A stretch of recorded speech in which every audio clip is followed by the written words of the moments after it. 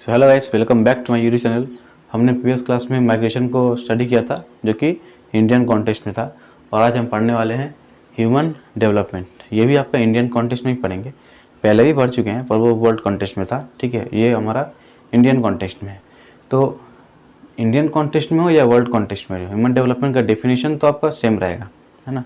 और human development को define करने के लिए हमको कुछ क्राइटेरिया फॉलो करना पड़ता है, मतलब कुछ फैक्टर्स हैं इस पे जो ह्यूमन डेवलपमेंट डिपेंड करता है। वो इंडिया में हो या बाहर देश में हो, सेम रहता है ना।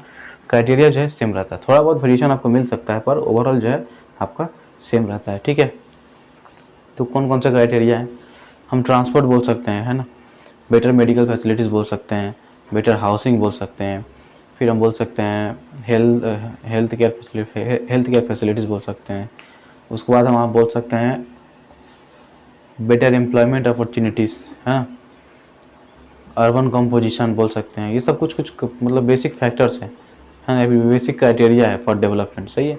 तो डेवलपमेंट बेसिकली लॉजिकल सेंस में बोला जाए तो फ्रीडम से आता है। ठीक है, जितना ज़्यादा फ्रीडम होगा, और हम बोल सकते हैं एम्पावरमेंट जितना ज़्यादा होगा। एम्पावरमेंट का मतलब क्या होता है? Power to make choices.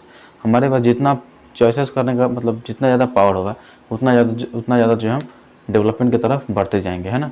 तो फ्रीडम किस चीज़ से आएगा, ये पावर किस चीज़ से आएगा? जब हमारे पास रिसोर्सेज रहेंगे, है ना। When we are able to avail the resources, whatever type, माने जो भी टाइप का रिसोर्स हो, नेचुरल हो या मैन मेड हो, जो भी हो, अगर रिसोर्सेज हमें अवेलेबल रहे, मतलब अगर हम अवेलेबल कर मतलब ले पाएंगे रिसोर्सेज, तभी जाके जो हम डेवलपमेंट की तरफ जा पाएंगे। सही है। तो आपका डेवलपमेंट का मतलब बेसिक कॉन्सेप्ट है। ठीक, अब हम पढ़ने वाले हैं डेवलपमेंट इंडियन कॉन्टेक्स्ट में।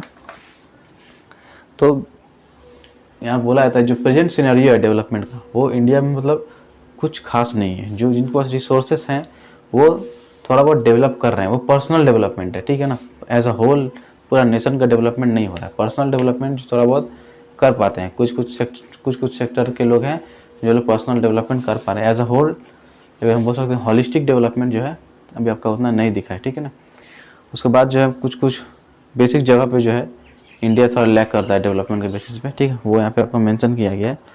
Social injustice, regional imbalances, environmental degradation. ठीक है, ये सब जो है कुछ इम्पोर्टेंट मतलब जो क्या बोलते हैं फोकस पॉइंट है, यहाँ पे जो थोड़ा सा इम्बैलेंस हो रहा है इंडिया डेवलपमेंट के नज़रिए से। सही है। तो जो पुअर हैं वो मतलब the poor are subjected to 3 interrelated declining capabilities. कौन कौन सा है? आपका पहला है social capabilities due to displacement and weakening social ties, environmental capabilities due to pollution, and personal capabilities due to increasing incidence of diseases and accident. ये 3 तो basis पे जो है जो पुअर लोग हैं बहुत ही ज़्यादा सब्जेक्टेड है। ठीक है ना। अब हम लोग पढ़ते हैं जो ह्यूमन डेवलपमेंट है वो हम कौन से बेसिस पे मेजर करते हैं? वो हम मेजर करते हैं HDI पे, है ना, ह्यूमन डेवलपमेंट इंडेक्स। और इसका अपोजिट क्या होता है? Human poverty index. हमने जो वर्ल्ड कंटेक्स्ट में जो पढ़ा था उसमें मैंने आपको बताया था HDI का अपोजिट होता है आपका HPI। तो इसमें जो क्या होता है 0 से 1 तक आपका वैल्यू होता है। ठीक है, तो आप 1 के जितना क्लोज रहेंगे आप उतने ज़्यादा डेवलप्ड हैं, और 0 के जितना क्लोज रहिएगा आप उतना ज़्यादा अंडर डेवलप्ड है। सही है। तो आपका यही मतलब HDI ह्यूमन डेवलपमेंट इंडेक्स ऐसे ही आपको डिवाइड किया गया है ना। सही है। तो according to the human development report 1993, progressive democratisation and increasing empowerment of people are seen as the minimum conditions for human development, है ना। ये 1993 का जो ह्यूमन डेवलपमेंट इंडेक्स था उसमें ये मेंशन किया गया था 2 चीज़। क्या मेंशन किया गया था? आपका progressive democratisation and increasing empowerment of people. ठीक है, ये दोनों मिनिमम कंडीशन था for the development of a country, है ना। अब हम पढ़ते हैं ह्यूमन डेवलपमेंट ऑफ इंडिया। ठीक है, India with population of over 1.20 billion, है ना, 134 अमंग द 172 कंट्रीज। 172 कंट्रीज में इंडिया रैंक्स 134। ये रैंक किसके बेसिस में किया गया है? ह्यूमन डेवलपमेंट इंडेक्स के, है ना। फिर development index with the composite HDI value of 0.547, इसका वैल्यू कितना है 0.547 है ना, मतलब बीच में है, फिर भी जो है कम है ना, लेस डेवलप्ड है, सही है। अब आगे बढ़ते हैं।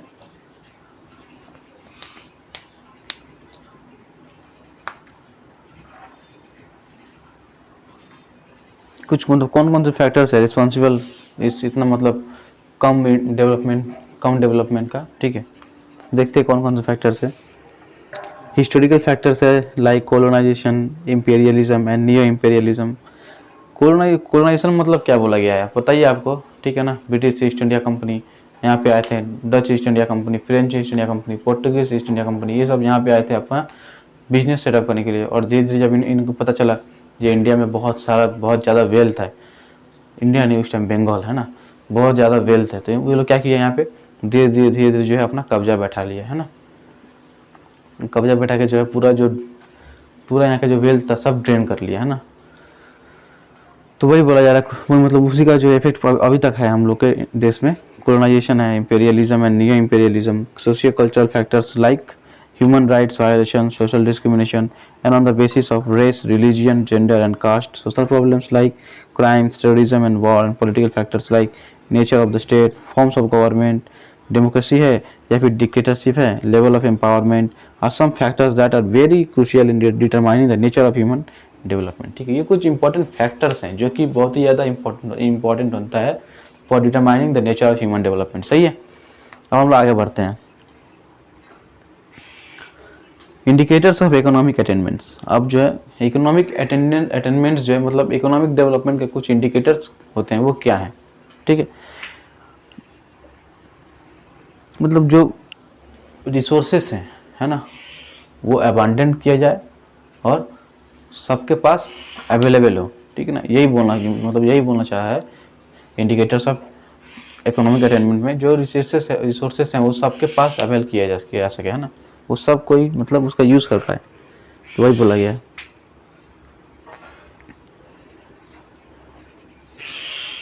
यहाँ पे क्या लिया जाता है, gross national product and its per capita availability are taken as measure to assess the resources based endowment on any country. GNP मतलब ग्रॉस नेशनल प्रोडक्ट, ठीक है ना।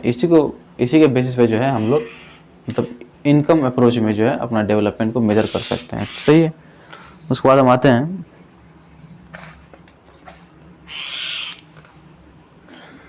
वहाँ मतलब इंडियन स्टेट्स के बारे में बात की जा रही है। There are few developed Indian states जिनमें पंजाब, हरियाणा, महाराष्ट्र, गुजरात, दिल्ली का बात आता है, जिनका इनकम है पर कैपिटा इनकम है मोर देन 4000, ठीक है। तो ये कुछ डेवलप्ड स्टेट्स हैं, ठीक है ना। अगर कंट्री को डेवलप होना है तो एज अ होल हॉलिस्टिक होना पड़ेगा, पूरा जितना भी स्टेट्स हैं सब में डेवलपमेंट आना चाहिए, ठीक है ना। ऐसे स्टेट वाइज डेवलप्ड होने से कोई फ़ायदा नहीं है, ठीक है ना। तो पंजाब, हरियाणा, महाराष्ट्र, गुजरात ये सब जो है उनका पर कैपिटा इनकम है 4000, ठीक है। तो इनके लिए जो है इसके वजह से जो है ये लोग क्या बोल सकते हैं हम डेवलप्ड हैं, ठीक है। और जो कुछ पुअर स्टेट्स हैं जैसे बिहार, उत्तर प्रदेश है ना, हम बोल सकते हैं, फिर उड़ीसा, मध्य प्रदेश, आसाम, जम्मू एंड कश्मीर, उन लोग का जो है 2000 पर कैपिटा इनकम 2000, ठीक है ना। तो ये तो बहुत ही ज़्यादा कम है ना, एकदम आधा हो गया, 4000 का आधा हो गया 2000 है ना। और फिर बोला गया corresponding to this disparities the developed states have high per capita consumption expenditure as compare to the poor state. हाँ, तो जितना अगर आपका अगर पर कैपिटा इनकम ज़्यादा है तो उसी के हिसाब से आपका पर कैपिटा कंजम्पशन भी ज़्यादा होगा, है ना। अब पुअर कंट्रीज में जो है पर कैपिटा इनकम कम है तो पर कैपिटा कंजम्पशन भी कम होगा। ये सब अब मतलब अपना इंटर रिलेटेड होता है, ठीक है। ये गया आपका states of Madhya Pradesh, Sikkim, Assam, Tripura, Arunachal Pradesh, Meghalaya, Nagaland have more than 30% of their population below poverty line. Poverty is a state of deprivation, ठीक है। In absolute terms in it reflects the inability of an individual to satisfy certain basic needs for sustain. Poverty क्या है, what is poverty? Poverty यहाँ पे basic definition दिया गया है। तो पॉवर्टी क्या है? पॉवर्टी एक ऐसा मतलब बोल सकते हैं फैक्टर है जिसके वजह से हम मतलब जो अपने बेसिक नीड्स को पूरा नहीं कर पाते हैं, है ना। और आपको अगर डेवलप होना है, डेवलपमेंट अगर लाना है, ठीक है, अगर आपको डेवलपमेंट या फिर डेवलप होना है, डेवलप्ड बनने के लिए आपको बेसिक नीड्स आपका फुलफिल होना बहुत ज़्यादा इंपॉर्टेंट होता है, ठीक है। जो बेसिक नीड्स है मतलब housing, food, health care facility, ये आपका बेसिक नीड्स है। बेसिक नीड्स अगर आपका फुलफिल नहीं होगा तो आप डेवलप नहीं हो सकते हैं, है ना। तो आपको बेसिक नीड्स फुलफिल करने के लिए आपको जो है मतलब डेवलप होने के लिए आपको जो है बेसिक नीड्स फुलफिल करना आपको पड़ेगा, सही है। तो वो हम नहीं कर पाते क्योंकि मैक्सिमम मतलब स्टेट्स का जो पॉपुलेशन है वो बिलो पॉवर्टी लाइन है ना, बीपीएल जिसको हम बोलते हैं, बिलो पॉवर्टी लाइन। जॉब्स नहीं है, ठीक है, जॉब्स नहीं है, मतलब मैक्सिमम पॉपुलेशन प्राइमरी एक्टिविटीज़ में एंगेज्ड हैं, ठीक है। मैं ऐसा नहीं बोल रहा हूँ कि प्राइमरी एक्टिविटीज़ में एंगेज्ड है उसीलिए देश गरीब है, ठीक है ना, ऐसा नहीं है, ठीक है। फिर भी जो उतना वो लोग सरप्लस नहीं तैयार कर पाते हैं या फिर प्रोड्यूस उतना ज़्यादा फेवरेबल नहीं हो पाता है ना। वही बोला जा रहा है इंडिकेटर्स ऑफ हेल्दी लाइफ। अब हेल्दी लाइफ का इंडिकेटर, या अब इसको पहले हम क्या पढ़ते हैं, इंडिकेटर्स ऑफ इकोनॉमिक अटेनमेंट्स। अब पढ़ेंगे हम लोग indicators of healthy life. Healthy life मतलब कि एक पर्सन जो एक हेल्दी लाइफ लीड कर रहा है वो हम कैसे समझेंगे, है ना, हाउ। तो कुछ बेसिक से जो मतलब फंडा है आपका, ठीक है ना, क्या बोला गया है, indicators of healthy life. Healthy life मतलब पहले आपका आता है decreased mortality rate, increased fertility rate. आपका मॉर्टेलिटी रेट कम गया है, ठीक है ना, लाइफ एक्सपेक्टेंसी, ठीक है। पहले जो है मतलब अकॉर्डिंग टू बुक बोल रहा हूँ 35 तक लोग मतलब लाइफ एक्सपेक्टेंसी रेशियो जो है 35 तक था, अभी 65 तक चला गया है ना। मतलब यही सब है हेल्दी लाइफ। तो ये सब किसके वजह से हो रहा है, क्यों हो रहा है, पहले 35 था अभी 65 क्यों है, क्योंकि पॉलिटिकल सिचुएशन सुधर गया है, ठीक है, कोई वॉर्स नहीं है, कोई वॉर नहीं है, ठीक है। उसके बाद जो है मेडिकल फैसिलिटीज़ अवेलेबल है, बड़े बड़े हॉस्पिटल्स बन चुके हैं, ठीक है। ट्रीटमेंट के लिए अगर आपके पास पैसा है तो आप ट्रीटमेंट करा सकते हैं, जिनके पास पैसा नहीं है वो आपके मतलब क्या बोल सकते हैं, मर जाते हैं, है ना। और बोलने में ख़राब लगता है लेकिन जिनके पास ट्रीटमेंट का पैसा नहीं होता है वो क्या होता है, अल्टीमेटली लीड्स टू डेथ। जिसके लिए मतलब सरकारी हॉस्पिटल बनाए जा रहे हैं, गवर्नमेंटल हॉस्पिटल्स बनाए गए हैं, ठीक है, फिर भी उतना फैसिलिटी आपका अवेल नहीं है, ठीक है ना। पहले से अभी फ़िलहाल ठीक है, ठीक है। तो बोला मतलब यही सब है जो इंडिकेटर्स ऑफ हेल्दी लाइफ है ना। फिर हम बोल सकते हैं सेक्स रेशियो के बीच में जो इम्बैलेंस है ये नहीं होना चाहिए, ठीक है। फिर आपको यहाँ बोला गया है the situation is more alarming when seen in the context of gender specific and rural and urban health indicators. India has recorded declining female sex ratio. जो मैं अभी बोला जो सेक्स रेशियो के बीच जो इम्बैलेंस है ये भी एक इंडिकेटर है, ठीक है ना। मतलब इंडिया में देखा गया है, ठीक है, discrimination on the basis of gender, ठीक है, नहीं लड़की नहीं चाहिए लड़का चाहिए, ठीक है। लड़की होता है तो बोलते हैं कि नहीं मतलब अच्छा नहीं हुआ या फिर कुछ बुरा, ऐसा बोल लगता है कुछ बुरा हो गया, ठीक है ना।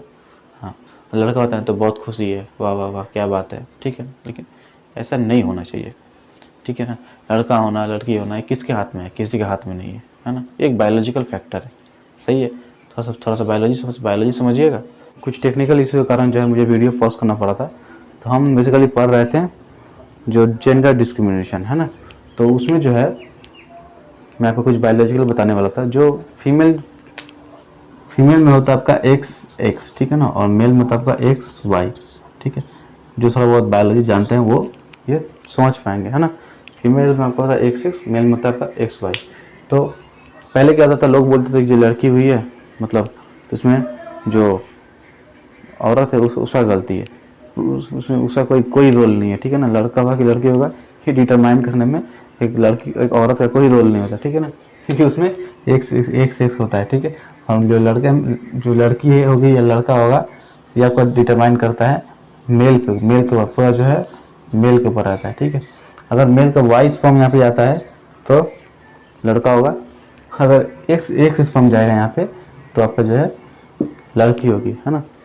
और मैं आपको एक और चीज़ बताना चाहता हूँ, ये जो बोलता है ना जो लड़के मतलब लड़कियां कमज़ोर होती हैं, हम गलत बोलते हैं। जन्म से जो ही है लड़कियां जो है जेनेटिकली बहुत ज़्यादा स्ट्रांग होते हैं एज़ कम्पेयर टू मेल्स, क्योंकि यहाँ पे दोनों होते हैं एक्स और x.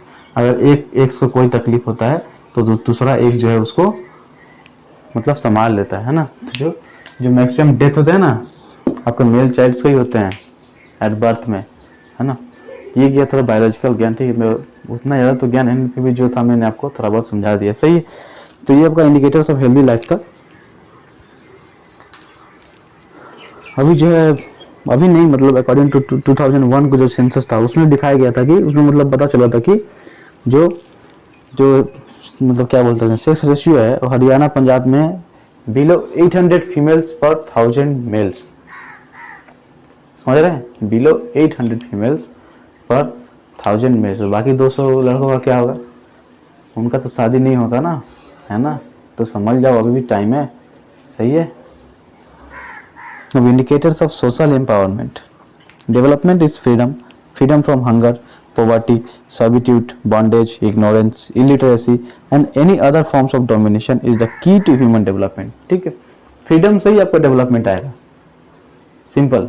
Freedom is development, freedom of what, poverty, servitude, bondage, hunger, ignorance, illiteracy and any other forms of domination. जो सोसाइटी में जो डोमिनेशन प्रिवेल करते हैं उन चीज से जब तक आप डिप्राइव नहीं होइएगा तब तक आप डेवलप नहीं हो पाइएगा, ठीक है। ये आपका बेसिक कॉन्सेप्ट है। अब ये एम्पावरमेंट का मतलब क्या है, पावर टू मेक चॉइसेस। मैं आपको पहले ही बहुत बार समझाया, एम्पावरमेंट का मतलब ही होता है the power to make choices, सही है। और इसमें एम्पावरमेंट का एक बेसिक जो इंपॉर्टेंट फैक्टर है that leads to empowerment is literacy. अगर आप पढ़े लिखे हैं तो आपका जो है बेसिक चॉइस करने का आपको आइडिया रहता है कि हाँ हम गेस कौन सा सही है कौन सा गलत है, दोनों के बीच में जो मुझे क्या चूज करना चाहिए, इसका आपको बेसिक कॉन्सेप्ट मतलब आपको रहता है, बेसिक आइडिया रहता है, ठीक है ना। आप गलत या सही के बीच में आप चुन सकते हैं अगर आप लिटरेट हैं, सही है। तो लिटरेसी इंडिया में स्टेट वाइज अगर देखेंगे तो केरला जो है 100% लिटरेसी रेट है, ठीक है। सिर्फ लिटरेसी ही नहीं, अपार्ट फ्रॉम लिटरेसी जो है हम बोल सकते हैं जो अदर सेक्टर्स है, जो इकोनॉमिक सेक्टर्स है, जो सोशल सेक्टर है, वहाँ पर भी बहुत ही ज़्यादा डेवलप्ड है। तो हम अगर स्टेट वाइज बोलते हैं तो इंडिया में सबसे ज़्यादा डेवलप्ड स्टेट आपको केरला है। और साउथ के जितने भी स्टेट्स हैं, साउथ में जितने भी स्टेट्स हैं वहाँ जो बेसिकली जो भी मतलब लिटरेसी जो है अबव 80 हम बोल सकते हैं, ठीक है ना। हमारे जो नॉर्थ के स्टेट्स हैं वहाँ पर थोड़ा लिटरेसी कम है, उत्तर प्रदेश, बिहार, ठीक है ना, हम मध्य प्रदेश बोल सकते हैं, यहाँ पे लिटरेसी रेट थोड़ा कम है। लेकिन साउथ के जितने भी स्टेट्स हैं वहाँ पे जो अच्छा खासा लिटरेसी रेट है, और केरला में तो एकदम 100%, ठीक है।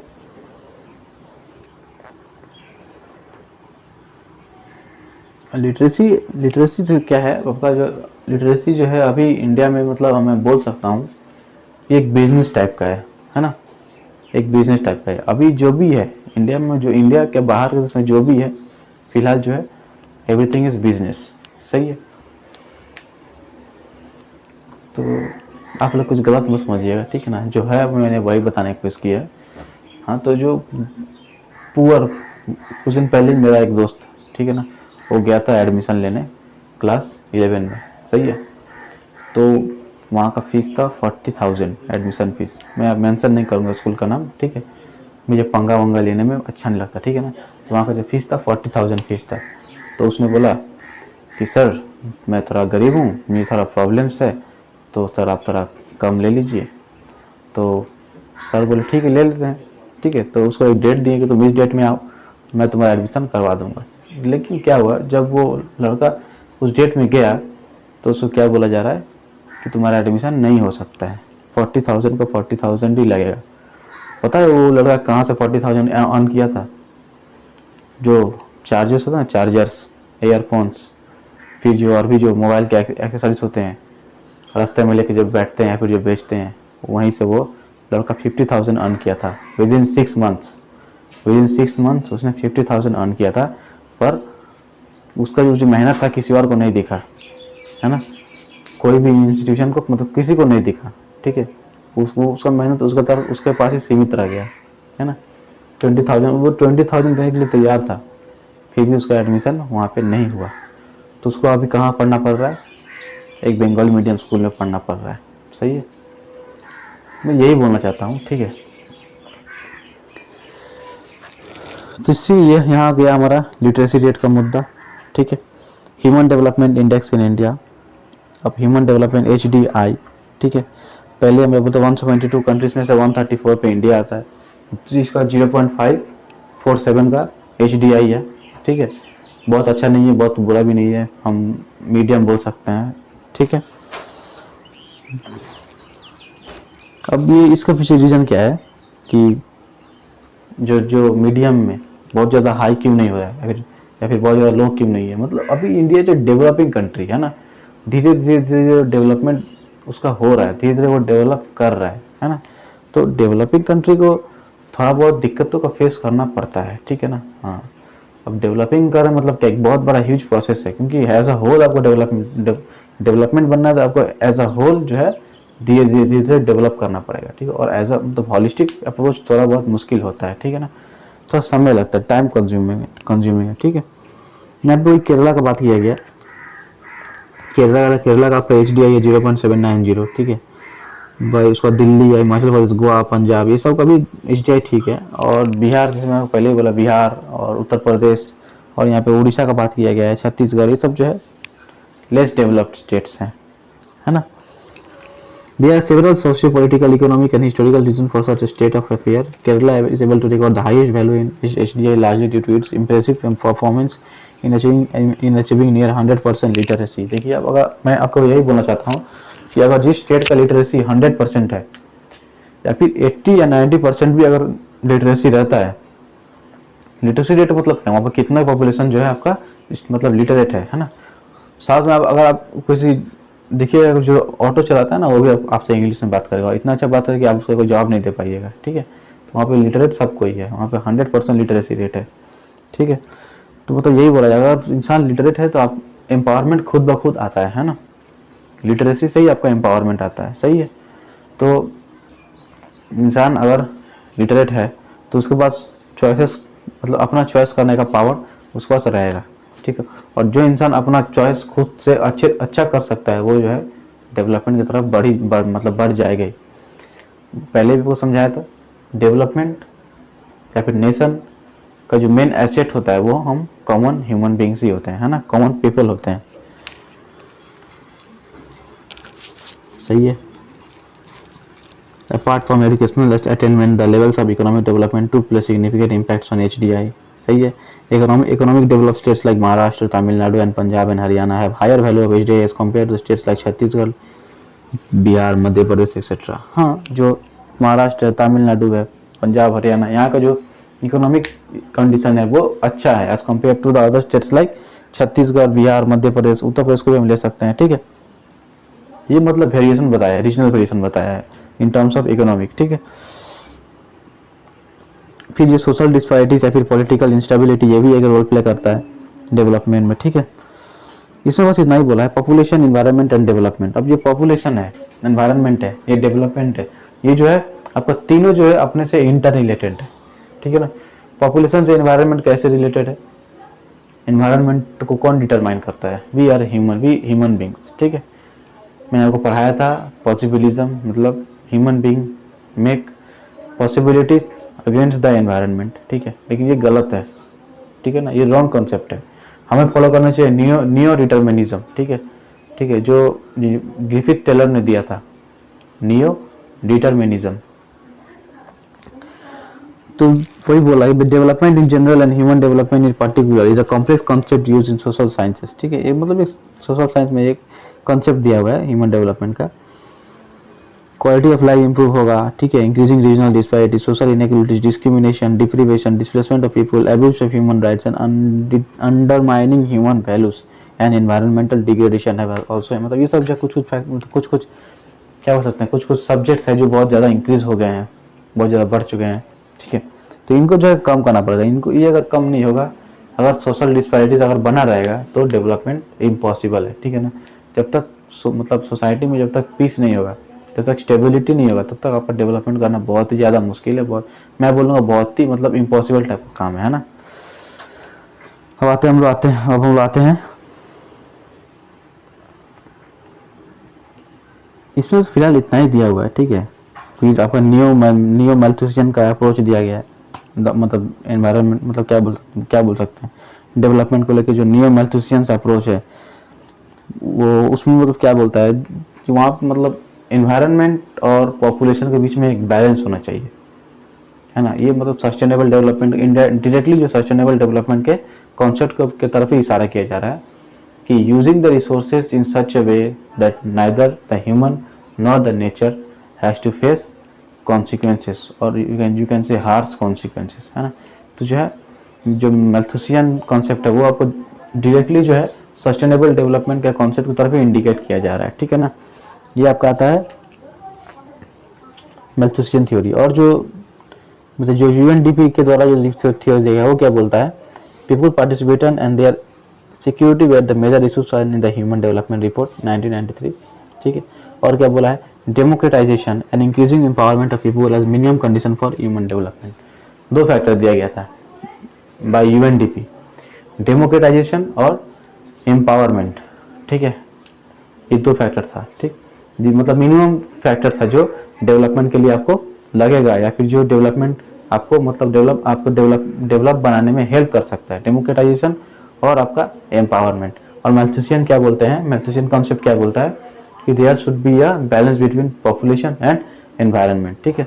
एनवायरमेंटल डिटर्मिनिज्म, ठीक है ना, नहीं no sorry not environmental determinism, it is actually neo determinism, okay, stop and go determinism we can say, okay. So the prime task before any development activity is to maintain parity between population and resources, सही बात है।